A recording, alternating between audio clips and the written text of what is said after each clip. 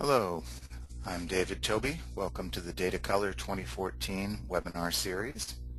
We're here with David Saffir to present a webinar on time-lapse. Now, David and I have been working extensively over the last year in the area of time-lapse, and it's become rather a favorite thing of mine because it has still imaging components that I like and it has video results that I like. So I have taken to calling time-lapse the gateway drug to video because you get to shoot your images still in RAW and do the kind of adjustments that you do to still imaging in RAW and then convert it into a video when you're done. So it's a wonderful way to create unique and interesting video content with the same gear effectively that you would use for still photography. So I'm sure David has that and more to tell you in this slide deck that he's put together today. This is going to be kind of a tricky one because David's got video content and this particular flavor of GoToWebinar does not really have video capabilities, so he's got a workaround for you for watching a couple of video clips during this. Now, our co-sponsor today is PhotoshopCAFE. They're a great provider of educational content in the photo field. If you've not used any of their DVDs or gone to their website, then I heartily encourage you to do that. Someone at the end of the event will actually win a PhotoshopCAFE prize, and there's also a spider product to be given away at the end. So we'll get a little more about them later on. But at the moment, what I'm going to do is to request that you do two things here. First, bring your GoToWebinar control panel to the front. It may be hidden behind the screen you're looking at now, typically over on the right. Next, I want you to open the questions section. Chat. Any questions? Oh no, I'll get there, David. Open the questions section and type any questions you have in there, or I will see them while David is presenting and answer them as best I can. And then the other thing you're going to want to do is open the chat section when the time comes so that you'll be able to access the links that David pastes into the chat section.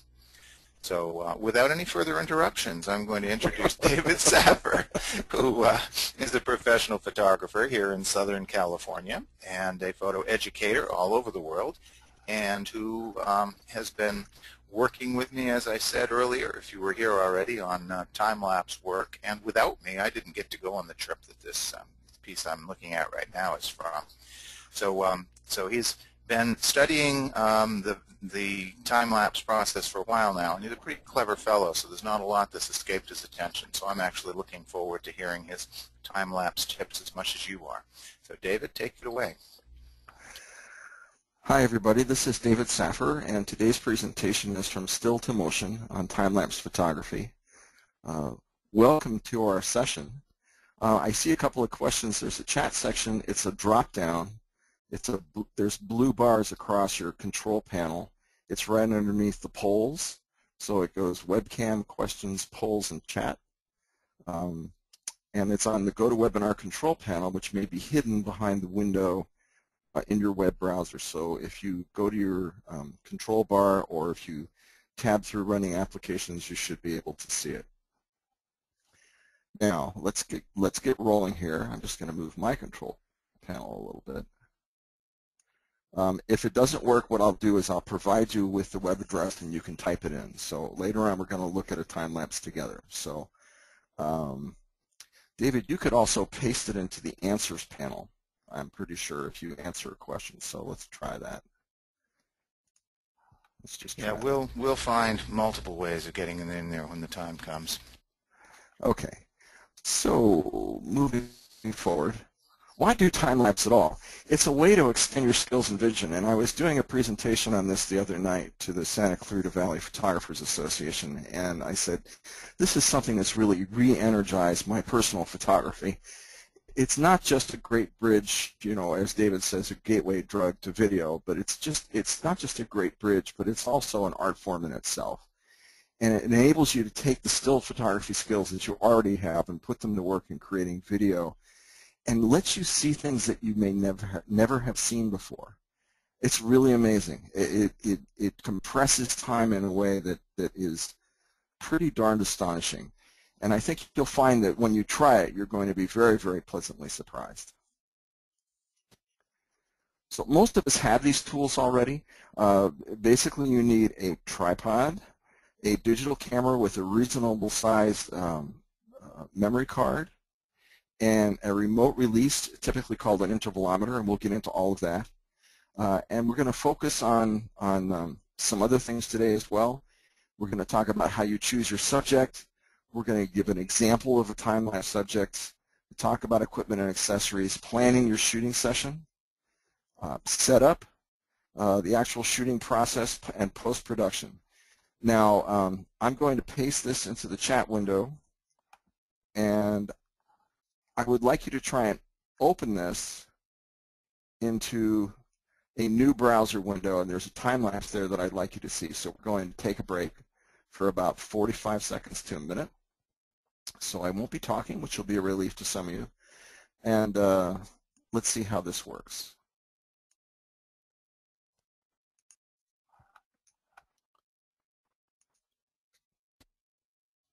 I also typed it into the questions section, and I sent it to everybody. So if you can't see it in the chat section, you should be able to see it in the questions and answers section.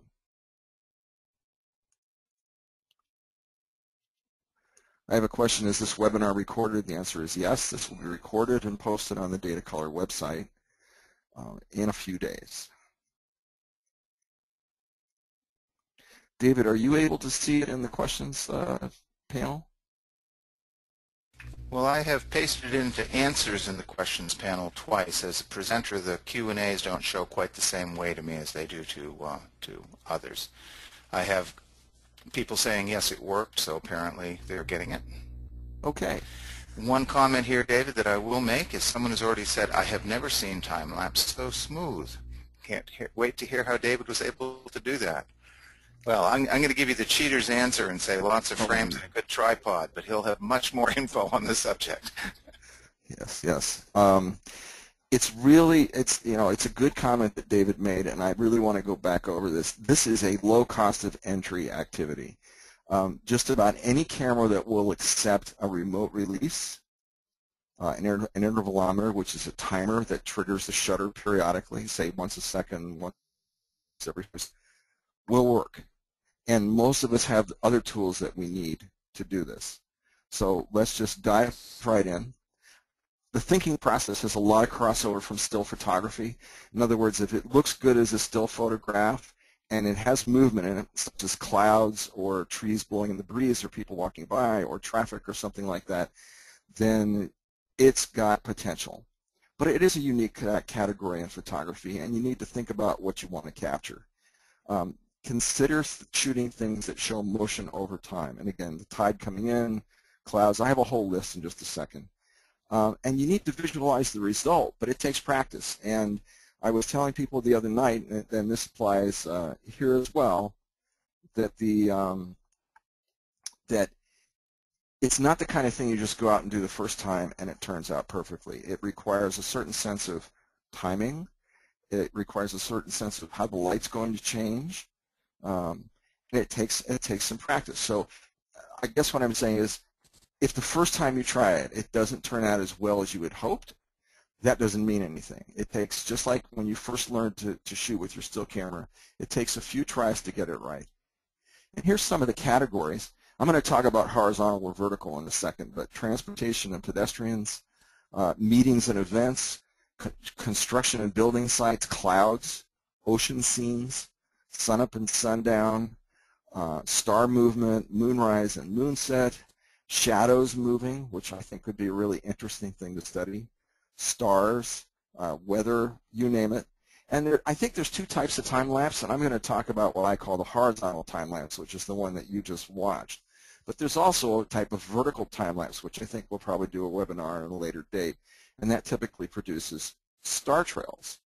And this represents several hundred photographs that are stacked together in Photoshop. I call this a vertical one because they're stacked together.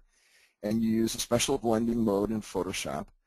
And the photographs are about 3 minutes long. And you take those photographs over and over and over again, and as the stars move through the sky, and you merge all those photographs together, you get a look like this. So you've seen one type of time-lapse, and now you really have seen another. And I call this a vertical time-lapse. Nobody else does, but I thought it was a cool name. Now, equipment and accessories. A camera and a good tripod. A sturdy, steady tripod. And it's also helpful, by the way, if in the middle of a time-lapse, let's say you're taking 300 photographs and it's going to take 2 hours, don't touch the tripod, don't touch the camera, don't do what I did one time, which is to kick the tripod, which ruins the whole thing. Leave the darn thing alone and let it do its work. Tripod ball heads aren't ideal for video or time-lapse. Consider a dedicated video head. Your memory cards can't be too big or too fast. And fortunately, the cost of the memory cards has come way down. I just purchased 2 of the Lexar 32 gig cards for under $100. I think they were $84 on sale. I think it was at B&H, but it might have been somewhere else. Notice that the speed of these cards is important. Over 1000x is usually what you want. Take a look at the difference between the read time and the write time on the cards. Some manufacturers publish the read time, which is faster than the write time.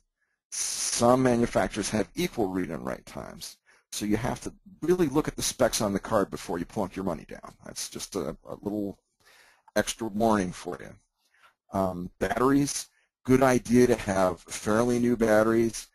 Recharge them and bring extras. Keep in mind that that battery really can't be changed in the middle of a time lapse because you want those, you know, if you're running a photo every 3 seconds, nobody's fast enough to change the battery in 3 seconds and restart it.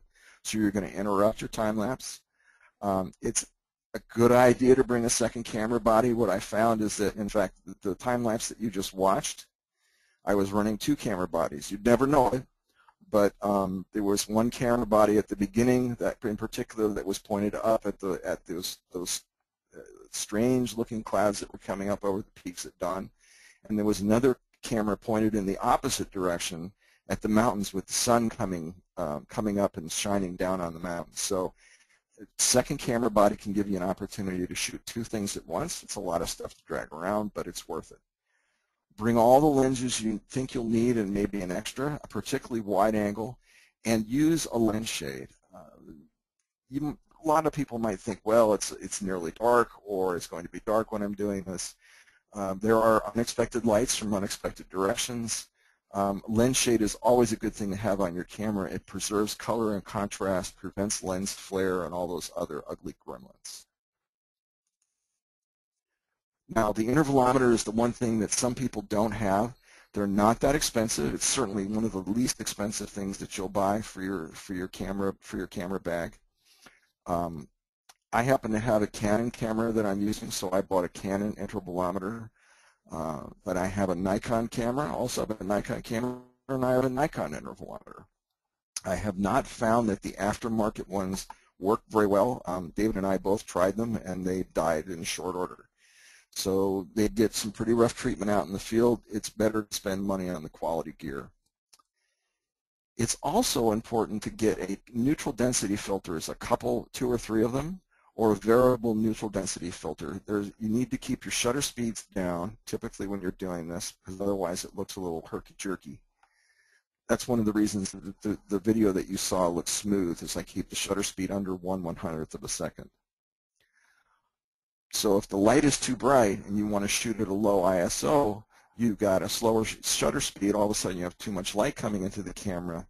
What do you need? A neutral density filter to cut the light down so you can shoot as you want to. The intervalometer has a lot of functions on it. It looks incredibly complicated. For time-lapse, you need to do one thing, which is to trigger the shutter periodically. So you can see here, I've made a cutout, and it's the interval.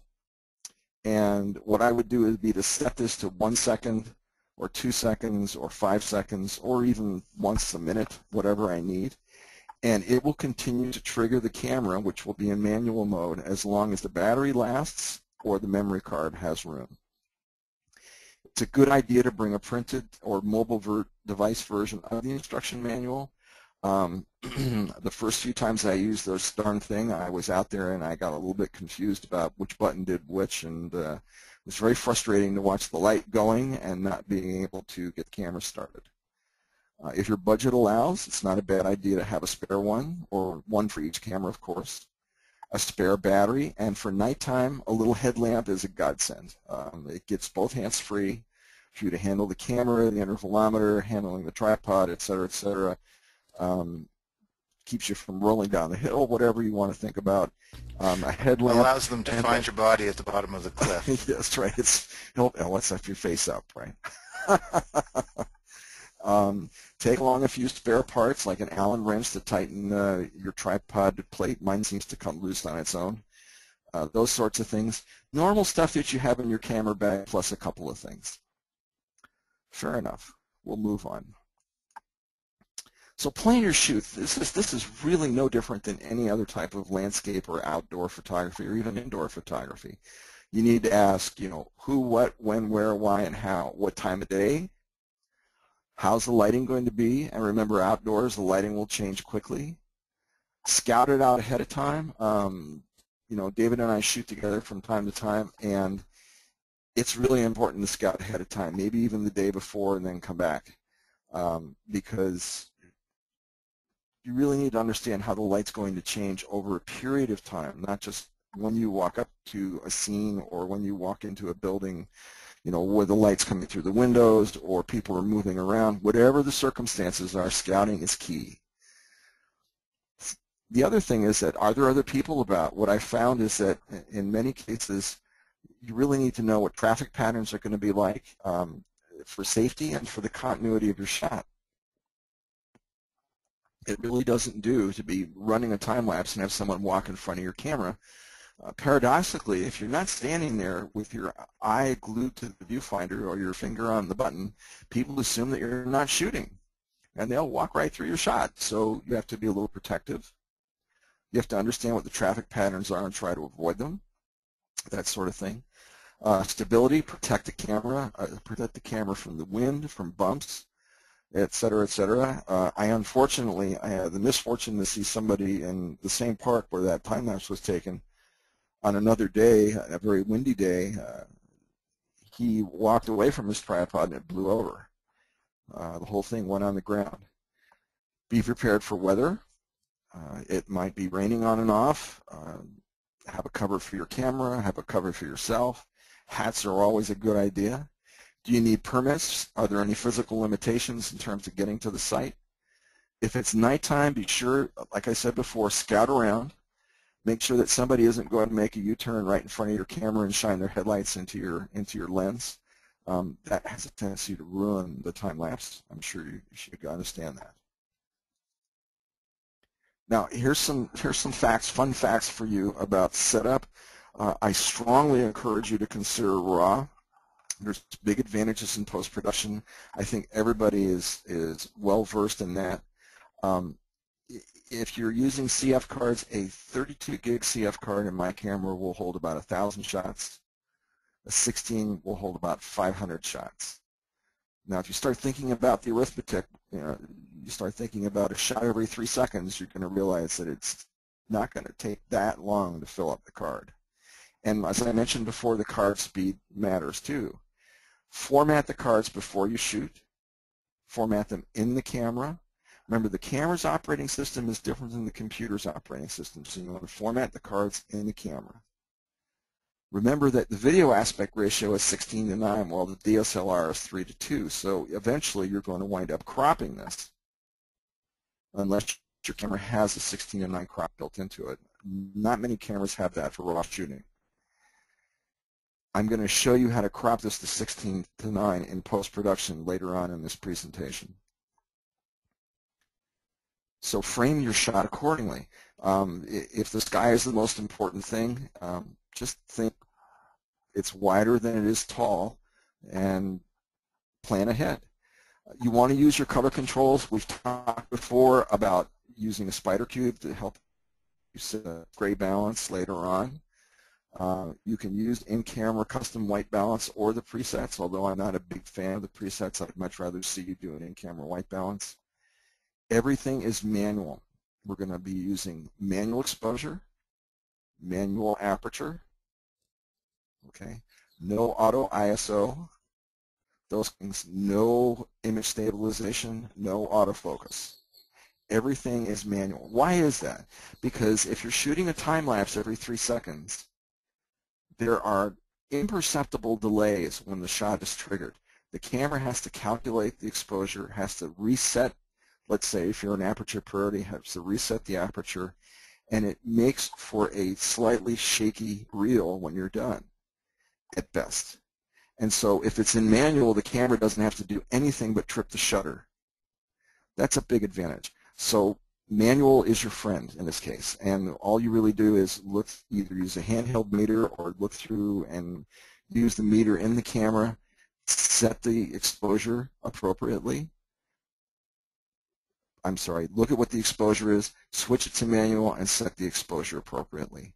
Frame the camera up and level it. A bubble level is your friend, particularly on the tripod and the camera. And you want it to be rock steady throughout, so make sure that your footing is good, and then keep your feet away from the tripod and your hands off the camera when it's running. So we talked just a minute before, manual settings, no autofocus, no image stabilization. You want to keep your aperture just 1 or 2 stops above wide open. And here's the thing, this is a shot that was taken with a 14mm lens. Notice that there's no vignetting in the corners. Why is that? Because the lens is an f3 and it was shot at 5.6. If you go to f8 or f11, what you're going to start to see with a lot of wide-angle lenses, you're going to see a slight shadow in the corners. And you're probably going to notice that in your video even more than you would notice it in the still photograph. The shutter speed depends on the movement, but typically it's 1/100th or less. There's a little bit of practice that needs to be done if you're shooting things like pedestrians on city streets.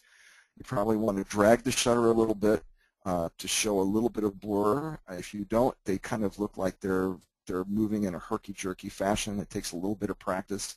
It depends on where you are. If they're just strolling, it's a little bit different than if they're, pedestrians in downtown New York and they're motoring along. So it takes a little bit of practice and a little bit of fiddling to get it right. You want to use the lowest ISO that you can to keep the noise down so there's less post-production processing. Motion control devices like a motorized slider are optional, but they're expensive. But I encourage you to just get into time-lapse like the one I showed you earlier, and the rewards are enormous. So when you're shooting, you're going to compose. I put a sunset shot in here on purpose to make you think about light changes. When I first started the sequence that's attached to this particular photograph, the sun was high in the sky and it was very bright, and I set the exposure to be brighter than it needed to be at that point. So the sun was blowing out, the clouds were blowing out, and then I started my interval sequence. As the sun went down and the light faded, the exposure started to match the available light, and things turned out okay. Again, this is something that needs a little bit of practice, but it's not that hard to do. If you look at what's seen and it's too bright, and you say, well, 1 or 2 stops down would do it, you'll probably be in the ballpark. You're going to anticipate the action and the length of time and the length of your interval. I like to shoot skies and clouds at 5 seconds. So if you shoot for 30 minutes, you get 150 frames. If you play it back at 30 frames a second, which is normal video speed, that's 5 seconds of video. So think about this. So to shoot for 2 hours, you're going to get 20 seconds of video. Now you see why I'm saying don't touch the camera, keep the camera steady, make sure your batteries are charged. You're going to be there for a while. You might want to bring a book. Try to keep the shutter under 100th. Use a neutral density filter if necessary. And set your camera exposure manually, as I said before. What I normally do is I've got everything set up. I do a single shot test, and I look at my histogram, I look at my exposure, and then I do a multi-shot test. I go 5 to 10 frames, and then I look at how that looks. And that always pays off. It's good to have a preview. That's one of the beautiful things about digital cameras is you can see your work as you're moving along. Here's some example of intervals. 1 second for traffic and freeways. Sunrise and sunset, 3 to 5 seconds. 10 seconds or more for the sun or moon precessing, that means moving across the sky. Big event setup, some people set it for once a minute. If it's going to be an all-day thing or it's going to be several hours, it's a lot of frames. Might be every 30 seconds. It just depends on what kind of look that you want to get. Give me 1 second here. All right, so post-production. The first thing you're going to want to do, of course, is move those files over your computer. Now, first thing I tell people, a lot of people don't do this, it's important, make a backup. So take the card out of the camera, put it in a card reader. I discourage people from reading images from the camera simply because the less use that port on the camera gets, the better. They wear out over time and it's an expensive fix. So it's a lot cheaper to replace a card than it is to get that camera port fixed. So use a card reader, copy the files to a particular drive that you're going to be working from on your computer, and then copy the files again to another folder just in case. So now actually you've got 3 copies of it, and all your hard work is going to be protected from a mishap or an incident or a power failure or anything like that. We're going to talk about processing this via Photoshop, and I'm going to walk you through a short demo, and I'm going to tell you how to convert this via QuickTime.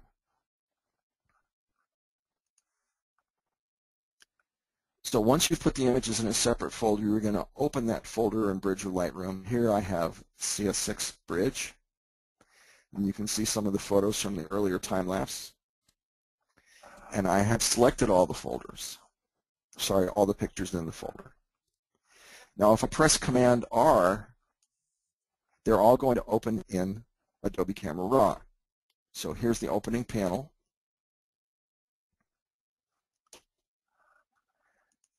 Now, as you know, when we're working with raw photos, we have great latitude, certainly much more latitude than with JPEGs.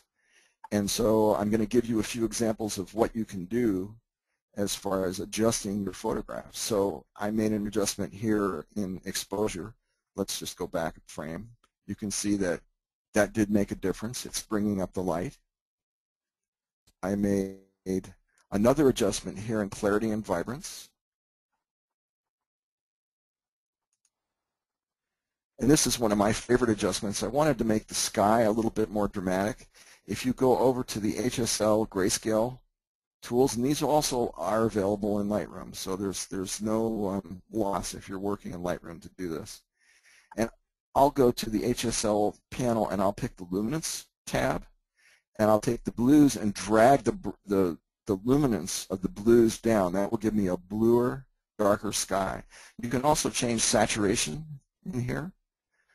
This is one of my favorite tools in Photoshop and Lightroom. It really gives you nice control over the appearance of your image. A little goes a long way, particularly in the saturation tab. So just keep an eye on things and make sure that you don't go, overboard with that, because your image will suffer if you do. Now, one of the things that I like to do is to crop these images to a 9:16 ratio. So I'm going to go over to the crop tool. I'm going to pick 9:16. And then you can see here, here's my cropping frame. And since this is about the top of the mountains and the sky, you can see that I'm cropping this, leaving most of the sky, and just enough at the bottom to give me a decent composition for the base of the mountains. Once I click on one of the other tools, that will set the crop.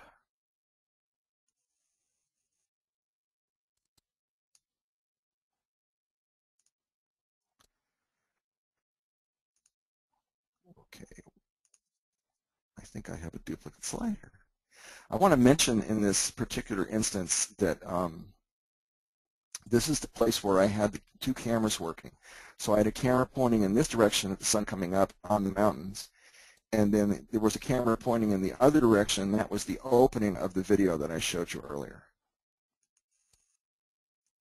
Now, what you do next, once you've finished all this work on that first single frame, what you do is you click Select All, and then you click Synchronize. So all of these photos in here I've got 99 selected for the sake of economy, but there's times where I'll have 500 or 600 selected. They're all selected, and I'm going to synchronize them. That means I'm going to apply all of these adjustments to all of the frames, all these raw frames. And you can see here in this panel, if you use the custom subset, you can pick anything that you want pretty much from any of the adjustments that are available. So I've got most of them picked. Just particularly pay attention to the crop, because I went for that 16:9 crop. When I click OK, it's going to take very little time for it to apply those adjustments to all those files, because remember, all it's doing is saving those adjustments. It's not really producing an image unless you click Open Images. So that's important to the next step. If you look at the bottom of this panel, you can see there's a blue link here.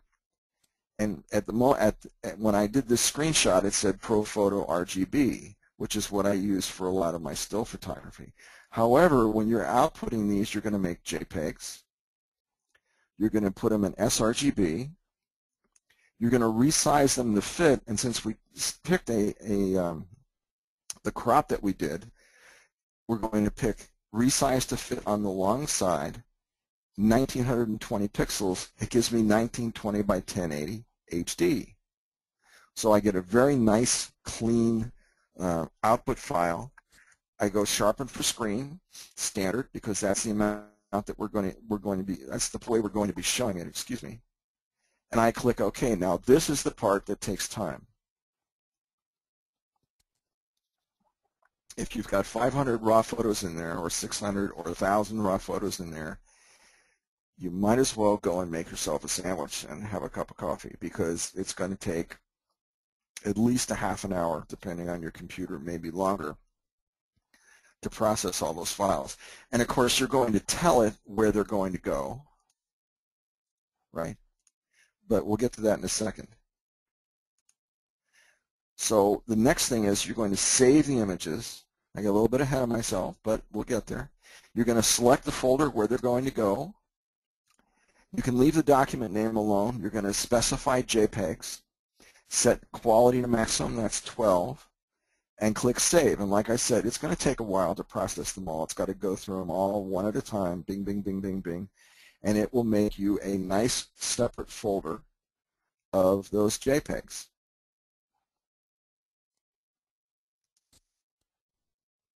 Now, once those are all in a folder, and you can see here in this middle panel, I darken parts of this so you can see where I want you to go. But you're going to have a folder full of all these JPEGs. See them right here, where my cursor is pointing? If you open QuickTime Player, you go File, Open Image Sequence, and then we're going to go to our folder, and you select the first image in the sequence. Don't select them all. It's tempting to do that, but it won't work. Just open the first image in the image sequence. Remember, they're numbered by the camera in order. When you click OK, this panel will pop up, Image Sequence Settings. Set the frame rate to 30 frames per second. That's one of the things that gives you the smoothness that you need for the video. If you want a slightly more cinematic look, you can set it to 28 frames a second. If you don't mind a little bit of stuttering, you can try 15 frames a second. But I typically go for 30. It gives a nice smooth look. And of course, if you've shot it in manual, you won't see any flickering or anything like that. Dave, I'm going to jump in here and say that sometimes jerky is the goal of time-lapse, and depending on what you're shooting, landscape and sunsets are very different from shooting cars or people on the street, things like that. There are cases where a Charlie Chaplin look is part of the fun of what a time-lapse does, and where 15 frames or even less is going to be what you really prefer. For landscape, absolutely. Velveeta Smooth is exactly what you're usually looking for. Good comment. And just remember, though, that just going back to something that I said earlier, too, that 30 frames per second uses up a lot of shots. So the Zion time-lapse, I moved around over the course of 2 days, and I would typically spend an hour in each location, sometimes 90 minutes, sometimes 2 hours, and then I might cut it down and put those clips together. and I'll show you how to do that in a second. But the idea is that 30 frames per second is going to use up your library of shots pretty fast. So be prepared to stand there, be prepared to take a lot of photographs of your time lapse, and you'll see things that you won't see while you're standing there. It's pretty amazing.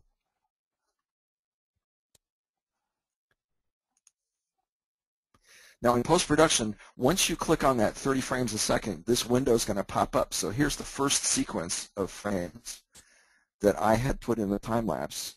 One of the first sequences. This is sequence number 2.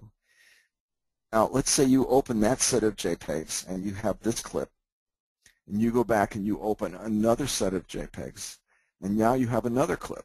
Well, what are you going to do about that? How are you going to put them together? In QuickTime, it's as easy as could be. All you have to do is there's a little slider here that tracks time in the clip. You grab a hold of it with your mouse and you move it over to the right till it's at the end. Then you go to your other clip, you click on this bar here, and then you go select all, edit, select all, and the bar will go from light color to dark color, and you go copy. And then in QuickTime, let's see if I put that slide in here. I did not. And then in QuickTime, you go edit, and you go add to movie, and it will just drop it right in after this clip. So I'll say that all over again.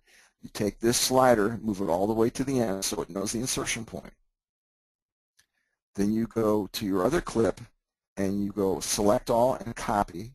You come back to this clip, and you go edit, add to movie, and you drop it in. And now you've got 2 clips in the same movie. And you can continue to do that. You can add them one after another. So it's a very easy editing tool. Now, when you go to save this, you go File, Save As. Just saving it as a normal movie, you don't want to save it as a reference movie because then it's going to want to see in that same folder all of the JPEGs, or if you're doing multiple clips, all of the multiple clips. You want it to package the whole thing into one unit. So you want to save as a self-contained movie. It will save it with the current resolution that you have, which is 1080 HD, right? So you just click on the Save button. It will take a little while for it to compile and save, not nearly as long as outputting all those JPEGs.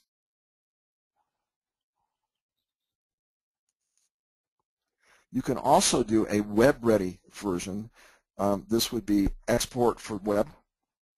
That's under File. You'll see Export for Web. And you can pick Desktop, iPhone, which is really small. And create the poster image. I typically pick the current frame of the movie, and I have the movie set to the beginning, so it just starts at the beginning. And typically, you would put a title slide or something like that in, but that's a video editing is a webinar for another day. So create the poster image from the current frame of the movie and go export. That will take a while, depending on how long the movie is. It has to render it down to a smaller size, and you have your time lapse.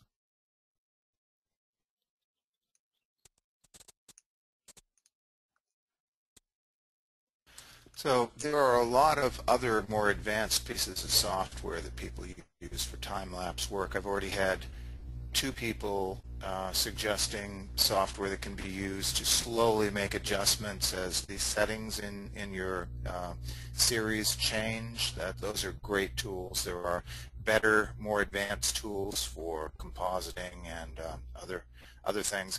The list is actually quite long. So what David is doing here is showing you something you can do in a virtually free application that works surprisingly well, but it's certainly not the only option. That's not the only option. The idea that I had in this presentation was to help people work with what they already have. And really that most people have all of this except for an intervalometer. A lot of people don't own that particular device. And I did just flip through the questions, and I saw a question about an inexpensive one. I haven't had good experience with the cheap ones. In fact, I bought one for myself, and I was going out shooting with David. I got one for David, They both died after about the fourth time we used them. That doesn't mean that they're all like that, but the particular one that we had certainly wasn't up to the job. So I went back out and bought the Canon version, which was more expensive. But if you look around a little bit, you'll find them on sale. David, are there any other questions that we should discuss before I wrap up? Well, there were other questions on other advanced topics. It appears we have a fair number of advanced time lapses in here. Perhaps the biggest philosophical question was someone saying that they don't use manual, that they time lapse with their camera in AV mode. And I know you have strong feelings about manual settings. I do a little less so, so I'll let you address that one. Well, there's a price to pay. If you're working in the aperture priority, you're going to see a little bit of flicker. Now, there are applications you can buy that will remove some of the flicker. There is some impact on image quality in some cases when you do that. But if you want to just stick with what you have and get started with this, the best way to go is to do it manually and go through the workflow process that I just showed you, and that way you can get started. As time goes on, let's say you're shooting a sunset, or you're shooting in light that is changing. Let's say the clouds are blowing through, it's a stormy day, and then the sun comes out and the sun goes away. Circumstances like that where you have no control over the lighting, it's pretty difficult to keep up with that with manual exposure. And so aperture priority becomes tempting. But then you open the door to seeing flicker in the corner, particularly in the corners with a wide-angle lens. If you're willing to put up with that, fine. If not, there are applications that will reduce that amount of flicker. I know people, very good photographers that use them, but they cost money. If memory serves, it's over $100. Maybe I'm right, maybe I'm wrong about that.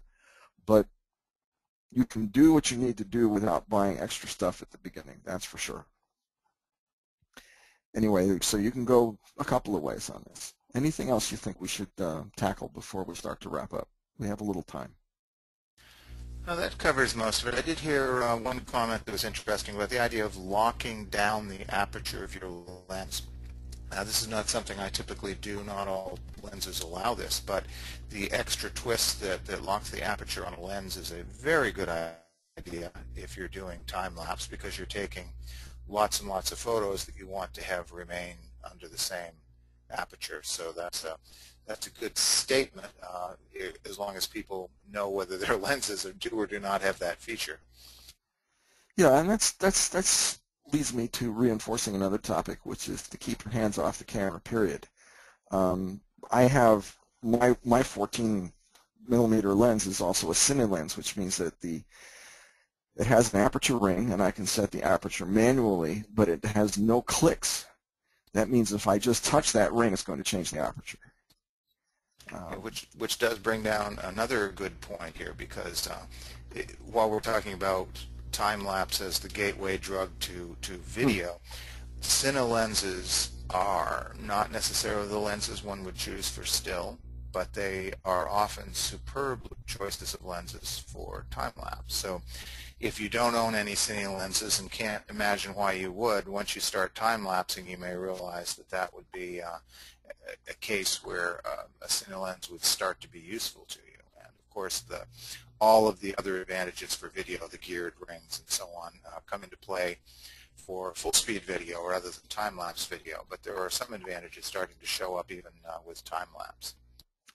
One of the things I like about the cine lenses, the other features aside, is that a regular DSLR lens has all of the adjustment indicators on the top. So the point of focus and the aperture, everything else, everything is on top of the lens. Well, if you've got the tripod extended to its full height, you can't see it. The cine lenses have all this information on the side of the lens. So you just stick your nose around the side of the camera. You can see what's going on a lot more easily. You don't have to move the camera, which is important. You don't have to stand on tiptoes. You don't need a mirror. You can just look around the corner, and there it is, right in front of you. So there's an advantage to that. The controls are different. There are no clicks on the aperture, and typically the focusing ring has a lot more travel in it. But I like those features for this kind of work. It it gives me a lot more precision in terms of what I want to do with the camera. Anything else, or should we wrap up? Getting a few more comments, and one of them is on bulb ramping. And of course, bulb ramping is, I would put that in the exotic category, but if you would, if you would care to put a few words on bulb ramping in, you're welcome to. I'm not going to touch that one. Well, I tried to bait you. That's the best I could do. all I can say is that every time I have tried to make adjustments to the camera midstream, it has not ended well. There is a question here about a polarizing filter. Yeah. The problem with a polarizing filter is that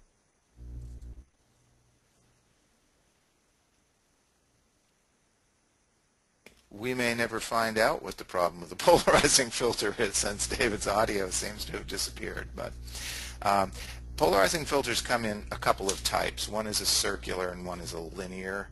And they have their virtues in this world, but as David was probably about to say, for time-lapse they're kind of challenging in that they cause other effects. You know, they get rid of one problem and bring in a couple more in the process. So there's seldom been a case where I've been time-lapsing and have said, oh, the thing I really need here is a polarizing filter. On the other hand, there have been many cases where I've said, wow, what I really need here is a neutral density filter, because I'm shooting someplace so hot, which is, sorry, a cinema term, someplace so bright that you know, your exposure is going to become you know, incredibly short, and that's not necessarily what you're looking for. And particularly in video, you want, if you're 30 frames per second, you need a black spot in between each of those, but you also want the exposure to take up a good chunk of the remainder. So, so videographers are, you know, diehard believers in neutral density filters, and if you start playing around with this stuff, you'll find that a neutral density filter purchased for time-lapse will end up getting even more use once you start shooting straight video. So do you have audio back, David, or am I on my own to continue the webinar? Yes, it's just me. So what I'm going to do is ask you, if you can hear me, David, to forward your presentation to the finish-up slide so that we can keep moving on this.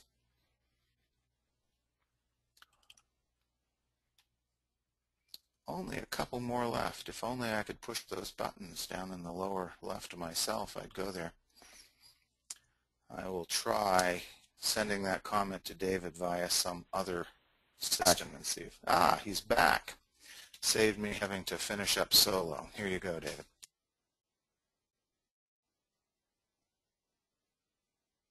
No, I guess that I recognized the timbre of his voice, but it was like half a second of his voice. Interesting.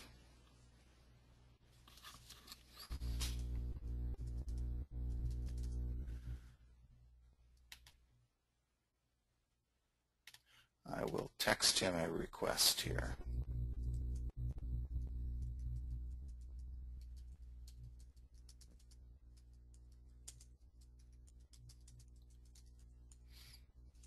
Of course, if his system is frozen, he may very well not be able to move on to the final slides.